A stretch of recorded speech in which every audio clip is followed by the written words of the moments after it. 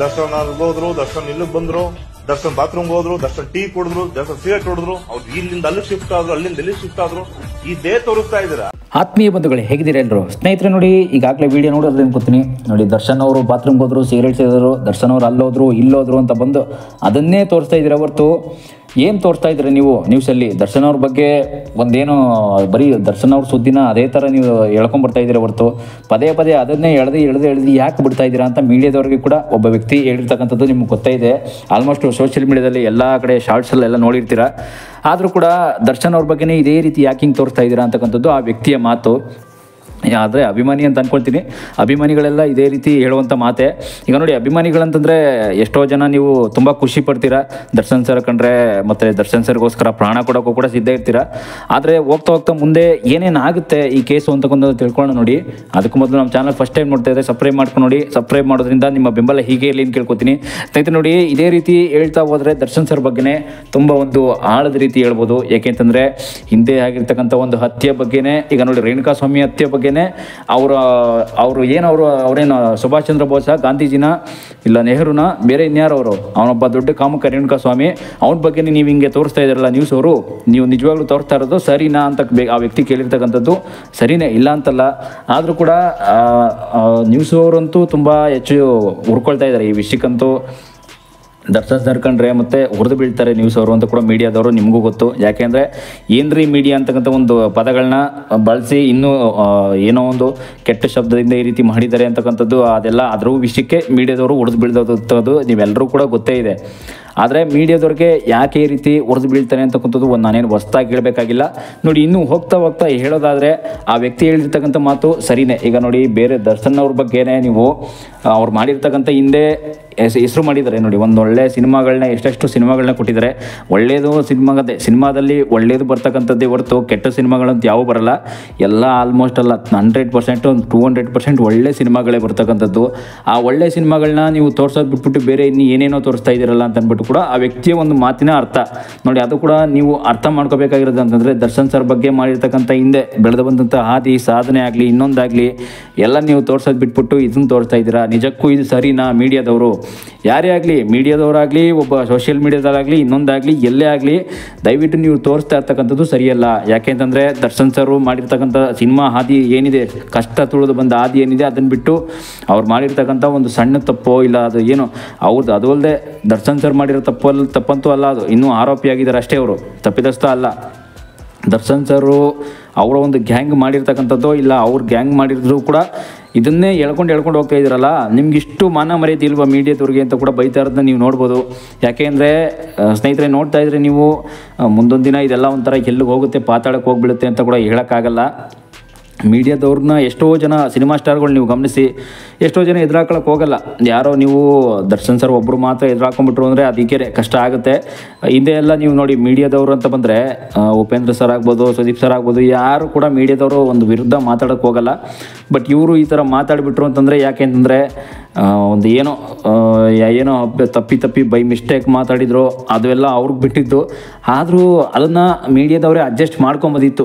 ಏನೋ ಈ ರೀತಿ ಮಾಡ್ಕೊಂಡಿದ್ದಾರೆ, ಏನೋ ಮಿಸ್ಟೇಕ್ ಆಗಿ ಮಾಡಿದ್ದಾರೆ ಅಂತ ಕೂಡ. ಬಟ್ ಏನು ಮಾಡೋಕ್ಕಾಗಲ್ಲ. ದರ್ಶನ್ ಸರ್ ಬಗ್ಗೆ ಒಂದು ಒಳ್ಳೆ ಮಾಹಿತಿ ಹೇಳ್ಬೇಕಂತಂದರೆ, ಅವ್ರು ಮಾಡಿರ್ತಕ್ಕಂಥ ಹಳೆಯ ಸಿನಿಮಾಗಳಂತೂ ನೀವು ನೋಡಿ, 2000 ಇಸ್ವಿಯಿಂದ ಮಾಡಿರ್ತಕ್ಕಂಥ ಸಿನಿಮಾಗಳಂತೂ ತುಂಬ ಚೆನ್ನಾಗಿರ್ತಕ್ಕಂಥ ಕಥೆಗಳು, ಸ್ಟೋರಿಗಳು, ನಟನೆಗಳು. ಈಗ ಬರ್ತಾ ಇರ್ತಕ್ಕಂಥ ಪ್ರೆಸೆಂಟ್ ಸಿನಿಮಾಗಳು ಕೂಡ ಅಷ್ಟೇ ತುಂಬ ದೊಡ್ಡದಾಗಿದೆ. ಅದೆಲ್ಲ ನೀವು ನೋಡ್ತಾ ಹೋದರೆ ಇನ್ನೂ ಏನೇನೋ ಅಂದರೆ ಹಳೆ ಸಿನಿಮಾಗಳನ್ನ ರಿಪೀಟ್ ನೋಡೋಣ ಅನಿಸುತ್ತೆ. ಆ ರೀತಿ ಸಿನಿಮಾ ಮಾಡಿದ್ದಾರೆ ದರ್ಶನ್ ಸರ್. ನೋಡಿ, ಅವ್ರ ಸಿನಿಮಾ ಫಸ್ಟ್ ಟೈಮ್ ಬಂದಾಗ ರೌಡಿಸಮ್ ಸಿನಿಮಾ ಅಂದರೆ ಅದು ಮೆಜೆಸ್ಟಿಕ್ಕೇ, ಕರಿಯ ಮೆಜೆಸ್ಟಿಕ್ಕು. ಆ ಕರಿಯ ಮೆಜೆಸ್ಟಿಕ್ ಬಿಟ್ಟರೆ ಬರ್ತಾ ಅವ್ರ ಸಿನಿಮಾ ಅಂತೂ ನೀವು ನೋಡ್ತಾ ಇರ್ತೀರ. ಅಯ್ಯ ಆಗ್ಬೋದು, ದಾಸ ಆಗ್ಬೋದು, ಹೀಗೆ ಸಂಗೊಳ್ಳಿ ರಾಯಣ್ಣ ಅಂತೂ ತುಂಬ ಹಿಸ್ಟ್ರಿ ಮೂವಿ ನೀವು ನೋಡ್ಬೋದು. ಅಂಥ ದೊಡ್ಡ ಹಿಸ್ಟ್ರಿ ಮೂವಿ ಬಗ್ಗೆ ಮಾತಾಡಿದೆ. ಈ ರೀತಿ ಬೇರೆ ಇನ್ನೂ ಏನೇನೋ ಮಾತಾಡ್ತಾ ಇದ್ದೀರಲ್ಲ ಅಂತ ಈ ರೀತಿ ಅರ್ಥ ಬರ್ತದದು. ಬಟ್ ಆದರೂ ಕೂಡ ಅಭಿಮಾನಿಗಳು ಎಷ್ಟೇ ಜನ ಖುಷಿಯಾಗುತ್ತೆ ನಾನು ಹೇಳ್ತಾ ಇರೋ ವಿಷಯ. ಎಷ್ಟೋ ಜನ ದರ್ಶನ್ ಸರ್ ಅಭಿಮಾನಿಗಳು ನೋಡಿ, ದರ್ಶನ್ ಸರ್ ಒಂದು ಅಭಿಮಾನವನ್ನು ನೋಡಿ, ಅವ್ರಿಗಿರ್ತಕ್ಕಂಥ ಸೆಲೆಬ್ರಿಟೀಸ್ ಅನ್ನೋ ಒಂದು ಅಚ್ಚೆ ಹಾಕ್ಸ್ಕೊಂಡಿರೋದನ್ನ ನೋಡಿ, ಅದೆಲ್ಲ ಹೇಳ್ತಾ ಹೋದರೆ ನೀವಿನ್ನೂ ದರ್ಶನ್ ಸರ್ ಇಷ್ಟೊಂದು ಒಳ್ಳೆಯವರು ಅಂತ ನಂಬೋಕೆ ಆಗಲ್ಲ. ಅದು ಅಂಥ ಒಂದು ಗುಣ ಇದೆ ಅವ್ರಿಗೆ. ಸಿನಿಮಾ ಇಂಡಸ್ಟ್ರಿಲಿ ಅಷ್ಟೇ ತಾಳ್ಮೆಯಿಂದ ಬಂದವರು, ಏನು ಮಾಡೋದಕ್ಕಾಗಲ್ಲ. ಯಾಕೆಂತಂದರೆ ಜೀವನದಲ್ಲಿ ನಾವು ಏನಂತಂದರೆ ಬೆಳೆಯೋದು ಅಷ್ಟೇ ಮುಖ್ಯ ಇದೆ. ಇಲ್ಲಿ ತುಳಿತಕ್ಕಂಥವ್ರು ಅಷ್ಟೇ ಜನ ಇದ್ದಾರೆ ನಮಗೆ. ನಾವು ಎಷ್ಟು ಬೆಳೀತಾ ಇರ್ತೀವಿ ಅದು ದೊಡ್ಡದ ಮಟ್ಟದಲ್ಲಿ, ಅಷ್ಟೇ ಜನ ನಮ್ಮನ್ನು ನಮ್ಮವರೇ ಸ್ವಂತದವರು ತುಳಿತಾ ಇರ್ತಾರೆ. ಅದಕ್ಕೆ ಇದು ಸಾಕ್ಷಿ ನೋಡಿ. ಇದೇನು ಮೀಡಿಯಾ ಏನಿದೆ ಅದು ಕೂಡ ಸಾಕ್ಷಿನೇ. ಆದರೆ ಅವ್ರನ್ನ ತುಳಿಬೇಕು ಅಂತ ಏನು ನೋಡಿ, ಇಂದ್ರಜಿತ್ ಲಂಕೇಶ್ ಅವರು ಕೂಡ ಏನು ಹೇಳ್ಕೊಂಡಿದ್ದಾರೆ ಅಂತಂದರೆ ಲಾಸ್ಟ್ ಟೈಮು, ಇಲ್ಲ ಪತ್ರಕರ್ತರು ಮೀಡಿಯಾದವರು ಅವರ ಒಂದು ಕರ್ತವ್ಯ ಏನಿದೆ ಅವರು ಮಾಡ್ತಾ ಇದ್ದಾರೆ. ಪತ್ರಕರ್ತರು ಇಲ್ಲದೆ ಹೋಗಿದ್ರೆ ಪ್ರಕರಣವನ್ನು ಮುಚ್ಚಾಕ್ಬೋದಿತ್ತಲ್ಲ. ಪತ್ರಕರ್ತರು ಏನಾದರೂ ಈ ರೀತಿ ಪತ್ರಕರ್ತರಿಗೆ ದುಡ್ಡು ಕೊಟ್ಟು ಏನಾದರೂ ಒಂದು ಅಡ್ಜಸ್ಟ್ಮೆಂಟ್ ಮಾಡಿ ಪ್ರಕರಣನೇ ಮುಚ್ಚಾಕ್ಸ್ಬೋದಿತ್ತು. ನಿಜವಾಗ್ಲೂ ಪತ್ರಕರ್ತರೇ ರೇಣುಕಾ ಸ್ವಾಮಿ ಕುಟುಂಬಕ್ಕೆ ನ್ಯಾಯ ಒದಗಿಸಬೇಕು ಅಂತ ಕೂಡ ಇಂದ್ರಜಿತ್ ಲಂಕೇಶ್ ಅವರು ಕೂಡ ಒಂದು ಹೇಳಿರ್ತಕ್ಕಂಥ ಅಭಿಪ್ರಾಯ ನೋಡ್ಬೋದು. ಆದರೆ ಈ ಅಭಿಪ್ರಾಯ ಏನಂತಂದರೆ, ದರ್ಶನ್ ಸರ್ ಮಾಡಿ ಪವಿತ್ರಗಳ ಒಂದು ಕೇಸಲ್ಲಿ ದರ್ಶನ್ ಸರ್ ಮಾಡಿರ್ತಕ್ಕಂಥ ಒಂದು ತಪ್ಪು ಏನಿದೆ ಅದು ನಿಜಕ್ಕೂ ದರ್ಶನ್ ಸರ್ ಮಾಡಿರೋದಲ್ಲ, ಬೇರೆ ಯಾರೋ ಮಾಡಿರ್ತಕ್ಕಂಥದ್ದು. ಆ ಕೇಸ್ ಎಲ್ಲಿಗೆ ಹೋಗುತ್ತೋ ನೆಕ್ಸ್ಟ್ ಟೈಮಲ್ಲಿ ನೋಡೋಣ. ಬಟ್ ಆದರೂ ಕೂಡ ಅವ್ರು ಇರ್ತಕ್ಕಂಥ ಒಂದು ರೇಣುಕಾ ಸ್ವಾಮಿ ಹತ್ಯೆ ಪ್ರಕರಣ ಇದೆಯಲ್ಲ, ಅದರಲ್ಲಿ ಅವರು ರೇಣುಕಾ ಸ್ವಾಮಿಯವ್ರ ತಂದೆ ಕೂಡ ಇದೇ ರೀತಿ ಹೇಳ್ಕೊತಾ ಇದ್ದಾರೆ, ಯಾರು ತಪ್ಪು ಮಾಡಿದ್ದಾರೆ ಅವ್ರಿಗೆ ಶಿಕ್ಷೆ ಆಗಬೇಕು ಅಷ್ಟೇ, ದರ್ಶನ್ ಸರ್ಗೆ ಆಗಬೇಕು ಅಂತೇನಿಲ್ಲ. ತಪ್ಪು ಯಾರು ಮಾಡಿದ್ದಾರೆ ಅವ್ರಿಗೆ. ಆದರೆ ತಪ್ಪು ಮಾಡಿ ಯಾರೋ ಮಾಡಿದ ತಪ್ಪಿಗೆ ದರ್ಶನ್ ಸರ್ ಈಗ ಆರೋಪಿಯಾಗಿ ಒಳಗೋಗಿದ್ದಾರೆ. ನಿಜಕ್ಕೂ ಇದು ನನ್ನ ಪ್ರಕಾರ ನೋಡಿ. ಆದರೂ ಕೂಡ ಸಾಕ್ಷಿ ಆಧಾರಗಳೆಲ್ಲ ಸಿಕ್ಕಿಬಿಟ್ಟಿದೆ ಅಂತ ಕೂಡ ಕೋರ್ಟ್ ಹೇಳ್ತಾ ಇರೋದು.